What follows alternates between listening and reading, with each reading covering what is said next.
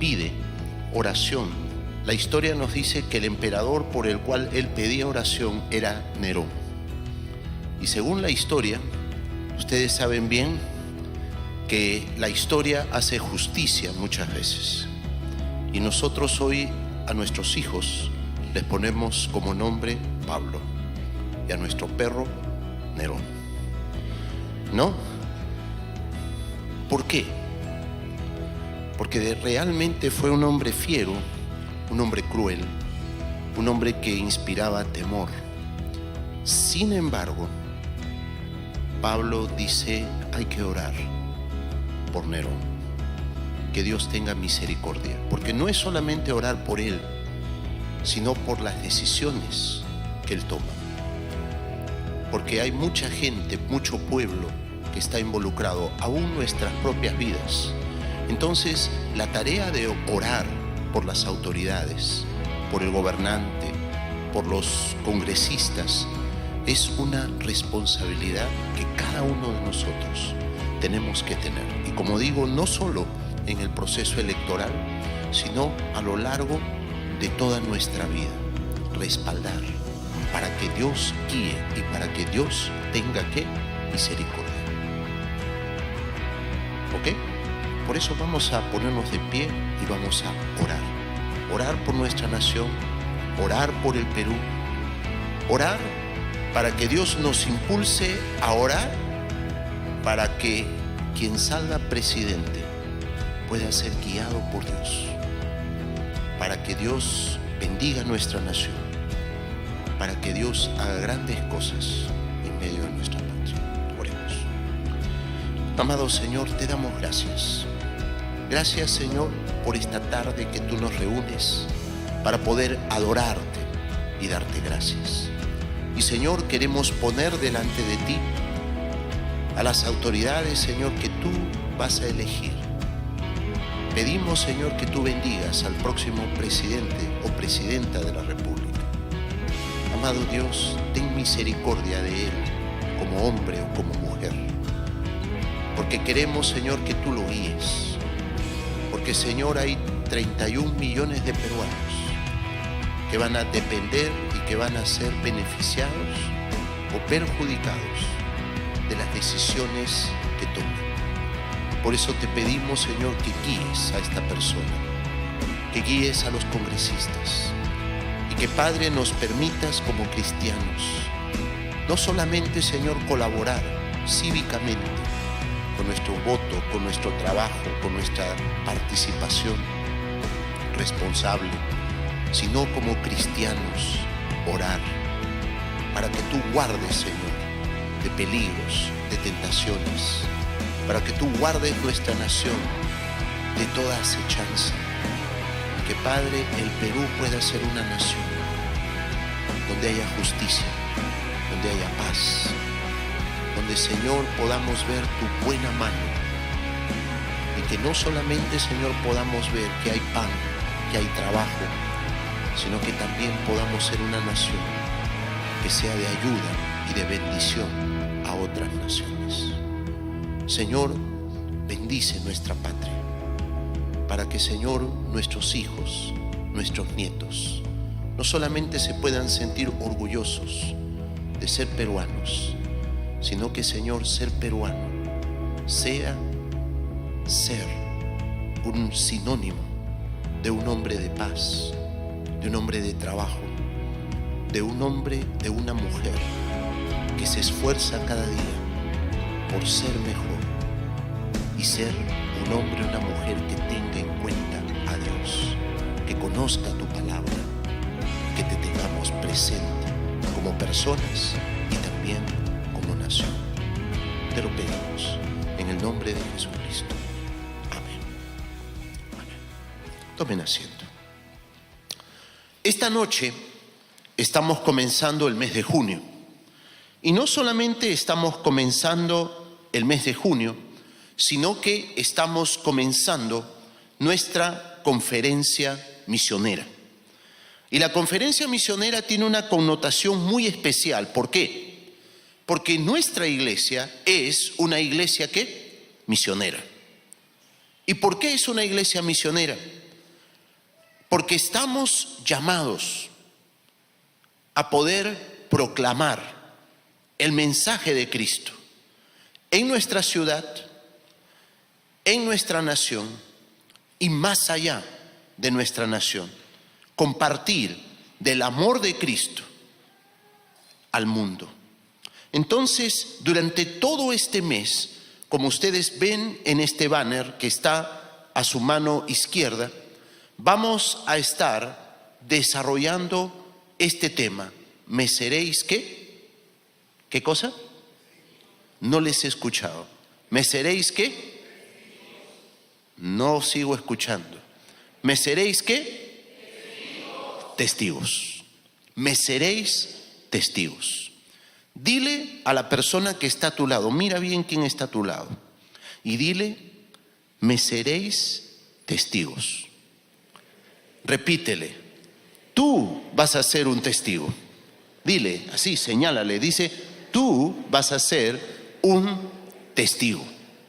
Ahora, esto nos compromete a todos. Y tenemos que lograr como personas, como cristianos y como iglesias, pasar, lo que podríamos decir, pasar de lo imposible a lo posible. Hay una diapositiva, no sé si podemos tener el PowerPoint, ¿lo tenemos? ¿Sí? Y el puntero. Sí.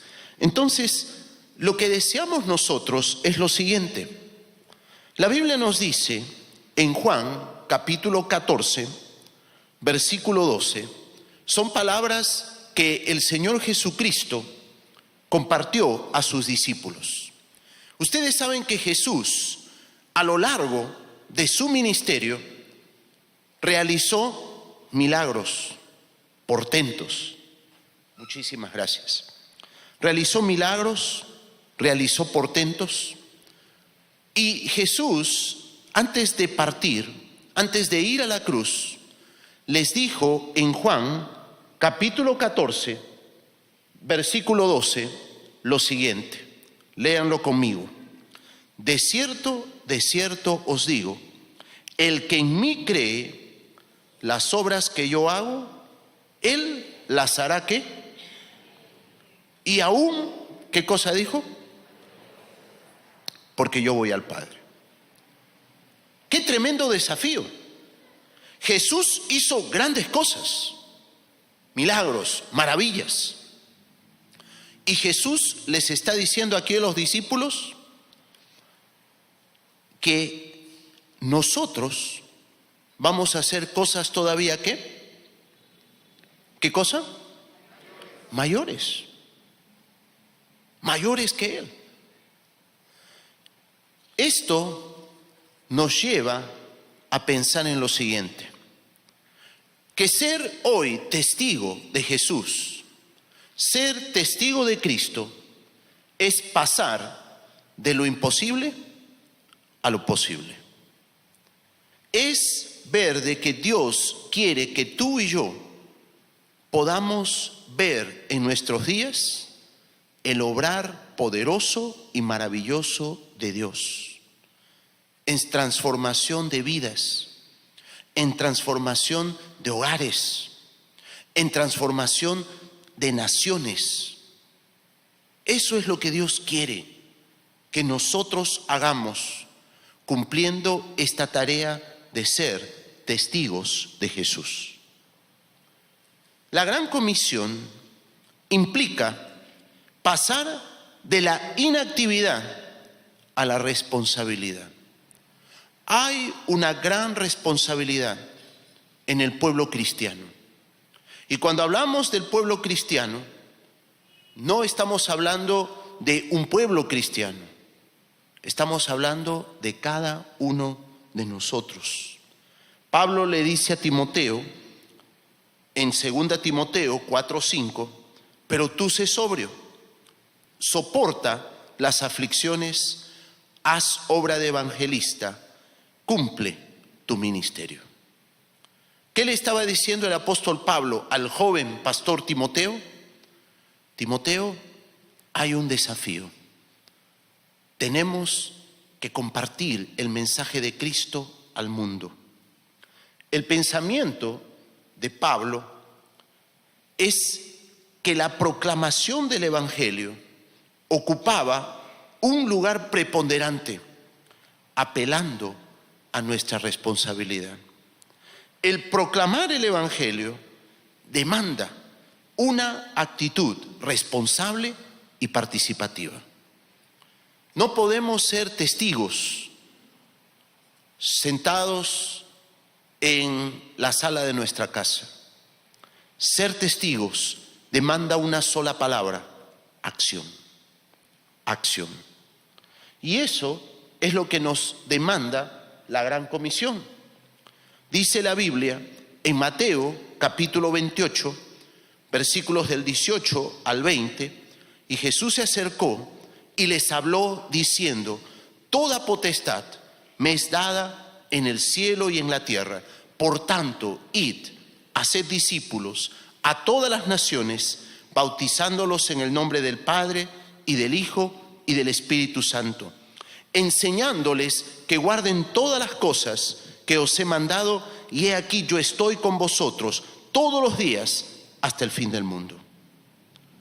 Estas fueron las palabras casi finales que Jesús dio a sus discípulos. La palabra Gran Comisión tiene que ver con el encargo que Jesús dejó a aquellos que le habían seguido. Este es el encargo que Jesús dejó a sus discípulos y es el encargo que Jesús nos ha dejado a nosotros. Pero quisiera en esta noche que analicemos lo que implica esta Gran Comisión. Lo primero es que Jesús nos dice que Él recibe toda la autoridad. Mira lo que dice: toda potestad me es dada en el cielo y en la tierra. En otras palabras, Jesús nos está diciendo: no hay poder en esta tierra ni en ningún lugar del universo que pueda contra el poder y la autoridad que yo he recibido de Dios mi Padre. Yo tengo todo el poder, yo tengo toda la autoridad, y con todo el poder y con toda la autoridad que viene de Dios, el creador de todas las cosas, a ustedes yo les envío a hacer esta tarea. Y esto nos llama poderosamente la atención. ¿Saben por qué? En la antigüedad, el soldado romano, en el tiempo de Jesús, los ejércitos romanos tenían un emblema. Y ese emblema iba adelante de toda la centuria. Y cuando esa centuria, ese grupo de soldados avanzaba, el emblema iba adelante. Y cuando había un príncipe, un cacique, un jefe, un gobernador de algún territorio, preguntaba a esa centuria: ¿con qué autoridad ustedes vienen aquí? Y ellos decían, enseñando su estandarte: nosotros venimos en el nombre y en la autoridad del César. El César, el emperador de toda Roma, el Señor de toda Roma. Esa era la función del estandarte. Venimos aquí en el nombre del emperador de Roma a conquistar. Si usted nos afrenta a nosotros, usted está afrentando al emperador. Si usted batalla contra nosotros, está batallando contra todo Roma, contra el poder y la autoridad de Roma. Es interesante porque Jesús nos dice: todo poder, toda autoridad me ha sido dado, por tanto vayan en mi nombre, en mi poder, en mi autoridad. Yo tengo todo poder, yo tengo toda autoridad. Vayan. En otras palabras, cumplimos la gran comisión, no en nuestras propias fuerzas, no en nuestra humana sabiduría, sino vamos en el poder, en la autoridad que viene de parte de Dios.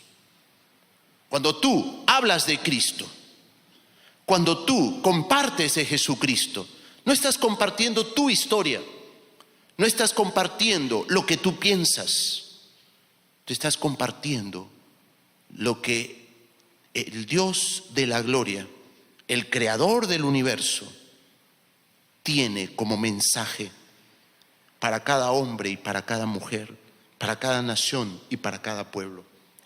Eres un mensajero del Rey de Reyes y de Señor de Señores, que tiene todo poder y toda autoridad, y en su nombre vamos a abrir puertas, vamos a entrar a naciones, vamos a transformar vidas. Por eso es importante entender este versículo 18. Jesús dice, en su nombre, en su autoridad, vamos a hacer lo siguiente. Por tanto, dice el versículo, por tanto, ¿qué? Id. Id es un imperativo. Id demanda acción, movimiento.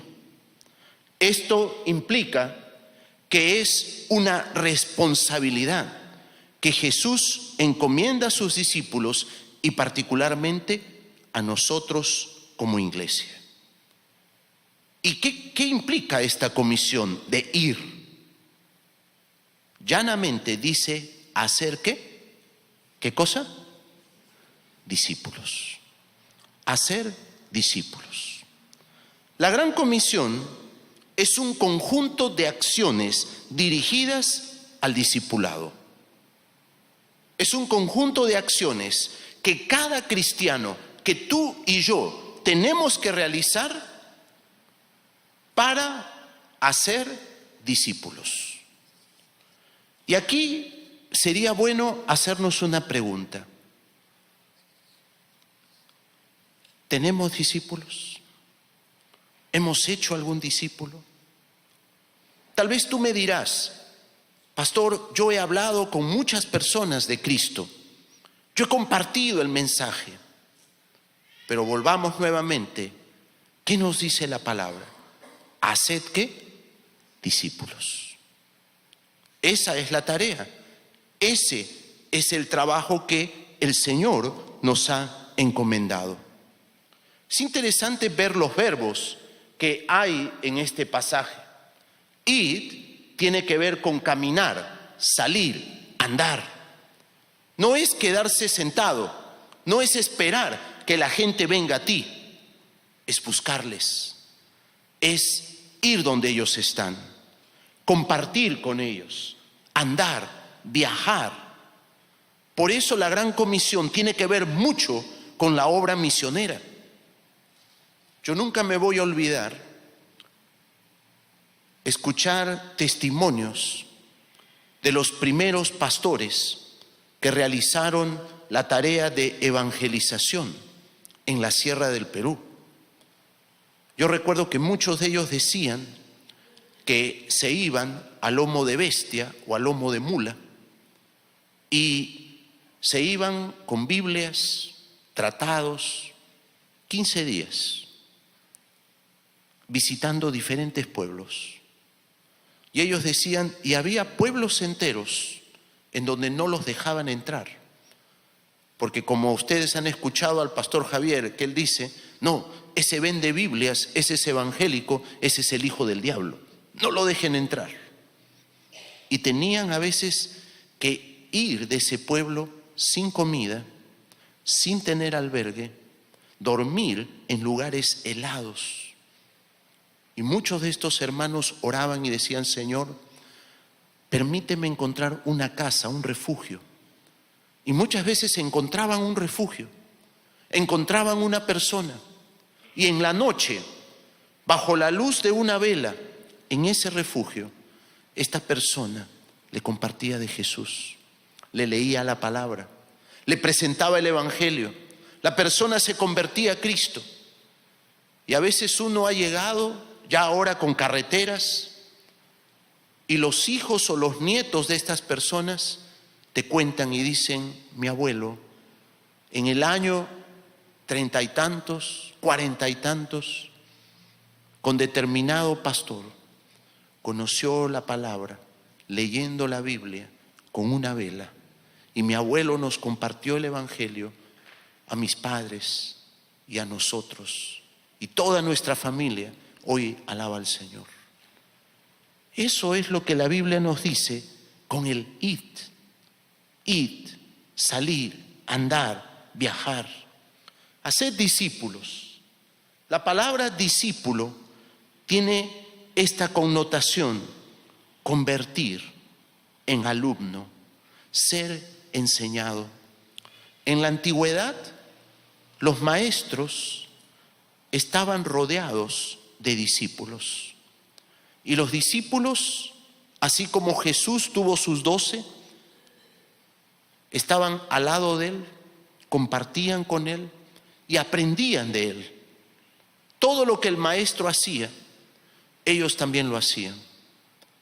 Algunos, como Jesús, estaban siempre rodeados de discípulos. Pero si ves la historia universal te vas a dar cuenta, los filósofos de la antigüedad tenían sus discípulos. Los artesanos en la antigüedad tenían sus discípulos. En la antigüedad no habían escuelas, no habían universidades. Si tú querías aprender, tenías que tener un maestro y estar al lado de ese maestro y aprender de ese maestro. Y muchas veces esos alumnos llegaban a ser mejores que ¿quién? ¿Que quién? Que el maestro. Y el maestro sacaba pecho y decía: ese ha sido mi ¿qué? Mi discípulo. Él aprendió conmigo. Ahora, esa es la idea de la tarea de la Gran Comisión. No es solamente que tú hables de Jesús. No es solamente que tú compartas de Jesús. Es que tú formes a una persona. Es que tú dirijas a una persona.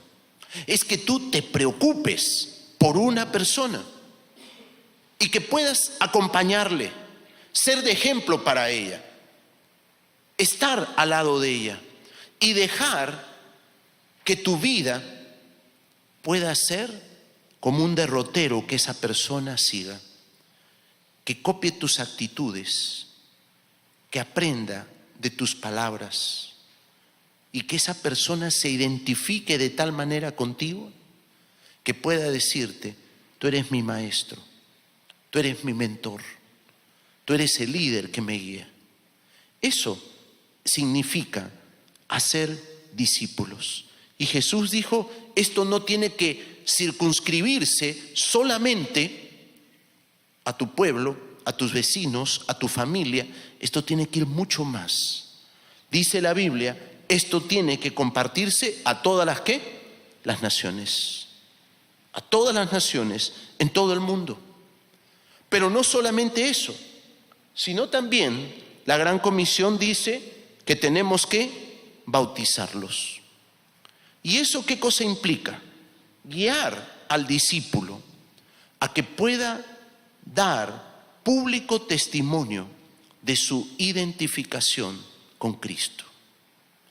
Es algo interesante a lo largo de los años.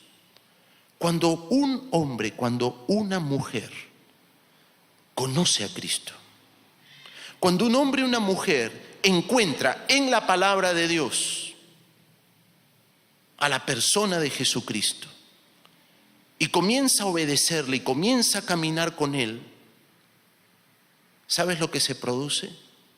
Una relación. Y en esa relación con Dios, nuestra vida va cambiando. Nuestra visión de las cosas va cambiando. Y al darnos cuenta que esa relación con Dios va cambiando nuestra vida, va cambiando la forma como vemos todo nuestro derredor. Cuando Jesús entra en nuestra vida, comenzamos a experimentar paz. Comenzamos a ver las cosas de una manera diferente. Nuestras actitudes cambian. Entonces, cuando experimentamos ese obrar de Dios y esa presencia de Dios en nuestra vida, el siguiente paso, ¿sabes cuál es? Yo no tengo ningún temor, ninguna vergüenza de decir: yo quiero públicamente declarar que Jesucristo es mi Señor y mi Salvador. Y eso es el bautismo. Es públicamente decir: Cristo me ha dado una vida nueva. Cristo ha puesto en orden las cosas en mi vida. Ahora tengo una relación con Dios y quiero contarle a otros que Jesucristo es real, que Jesucristo es la verdad. Cuando la Biblia nos dice que tenemos que bautizar, es guiar a ese discípulo a que pueda identificarse con Cristo y dar testimonio de su fe. Pero ahí no termina la tarea. La Biblia dice: enseñándole que guarden todo lo que os he mandado. Y el término aquí es brindar instrucción, brindar enseñanza. Esto, como bien lo dijimos hace un momento, es todo un conjunto de acciones que tienen como propósito la formación de una persona, la formación de un discípulo. Esto no es un trabajo masivo. Esto no es formar discípulos en serie, no. Esto es un trabajo artesanal.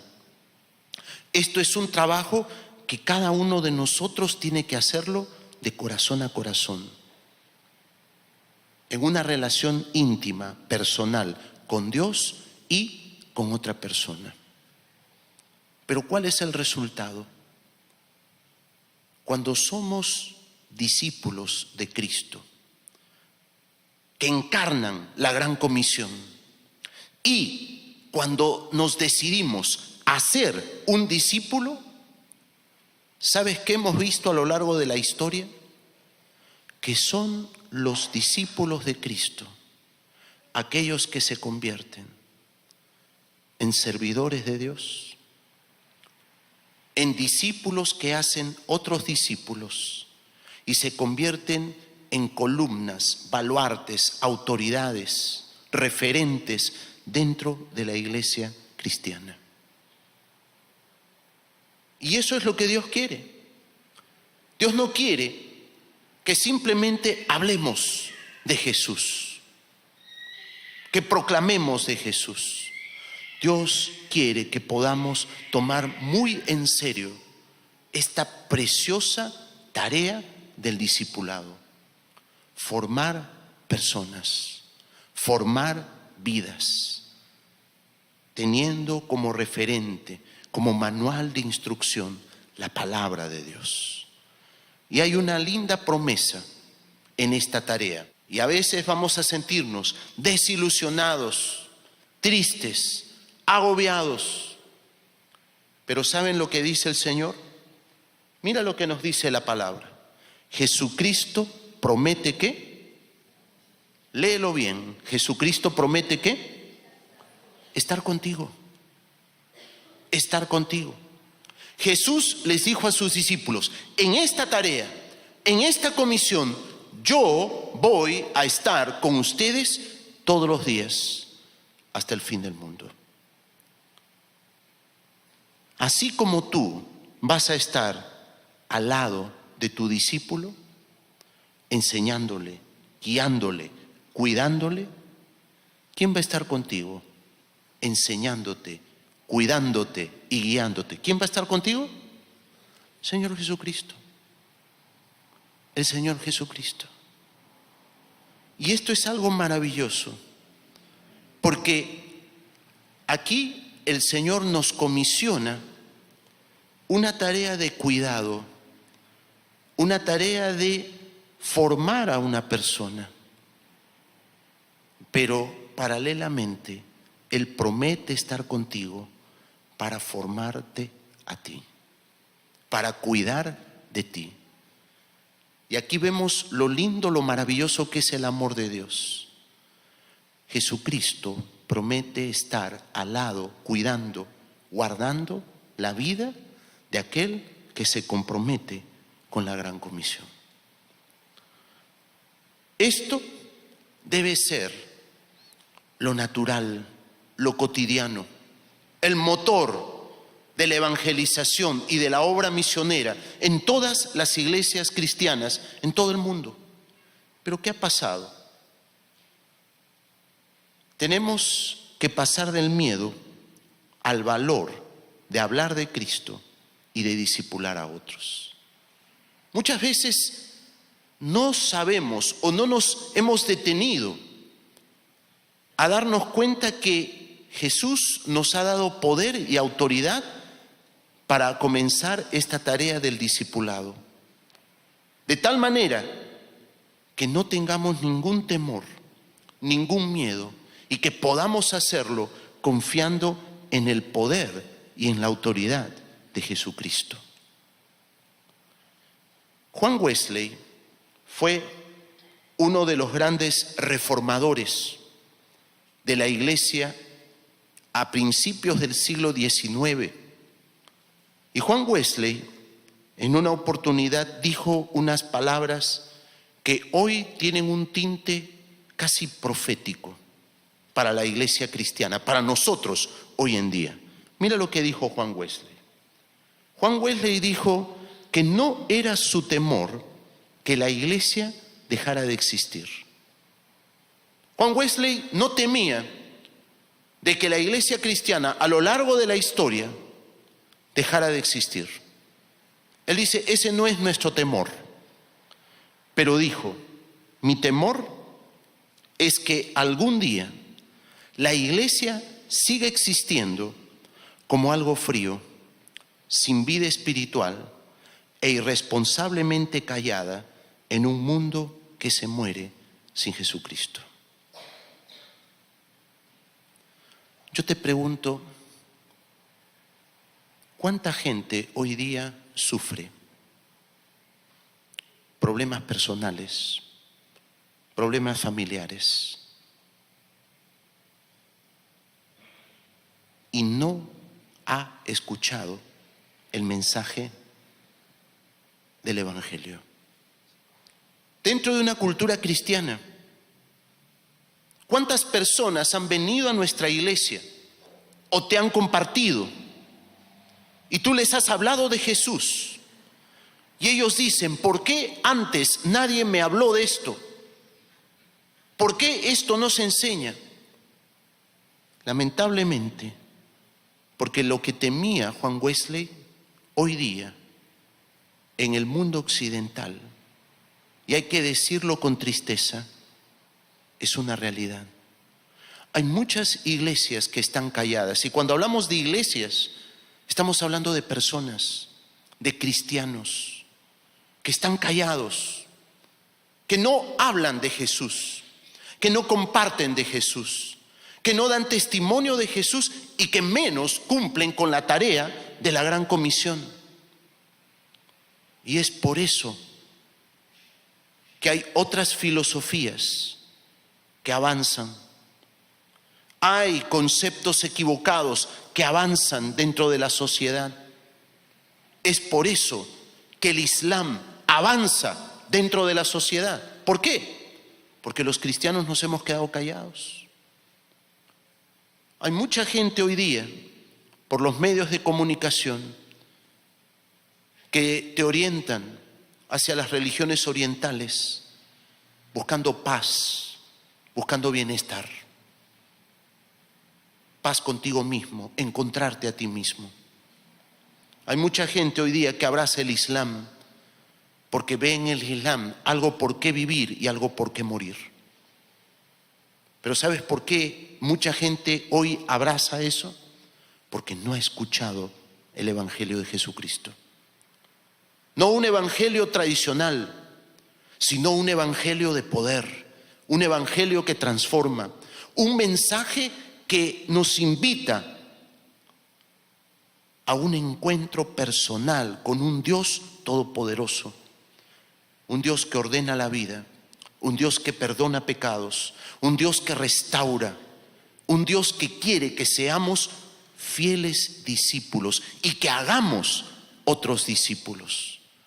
Ese evangelio la gente no lo conoce, y no lo conoce porque hay poca gente comprometida con la gran comisión.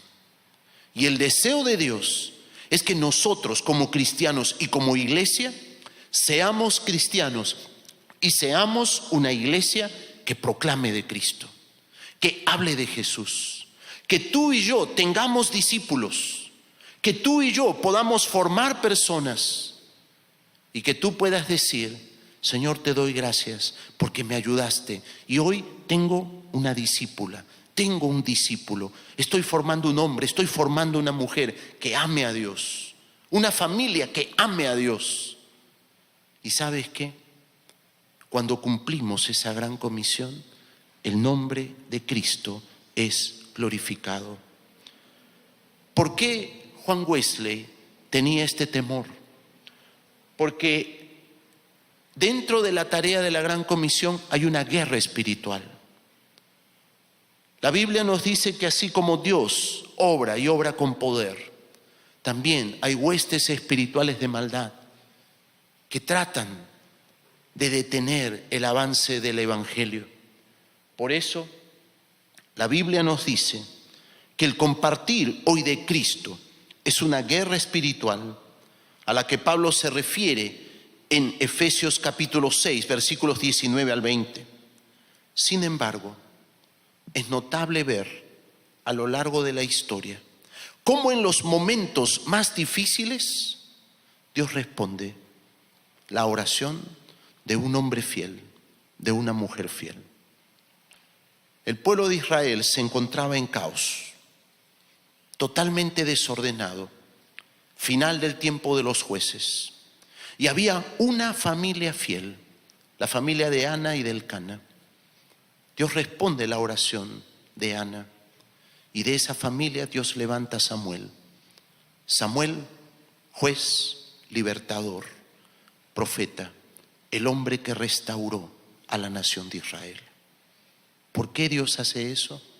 Porque Dios es un Dios poderoso. Y porque Ana y Elcana vencieron esa guerra espiritual y en medio de la situación más difícil buscaron a Dios. Si somos observadores de los grandes avivamientos en la historia universal, nos vamos a dar cuenta que los grandes avivamientos no se dan en momentos de confort, no se dan en momentos en que todo es paz, sino se dan en circunstancias de crisis. Y en medio de esas circunstancias de crisis es cuando la iglesia crece y florece, porque Dios responde la oración de su pueblo. Lo que el Señor quiere es que nosotros podamos, como iglesia, como personas, asumir esta gran comisión, ser testigos de Jesús. En la historia reciente del Perú, Dios ha mostrado de múltiples maneras su gracia y su misericordia.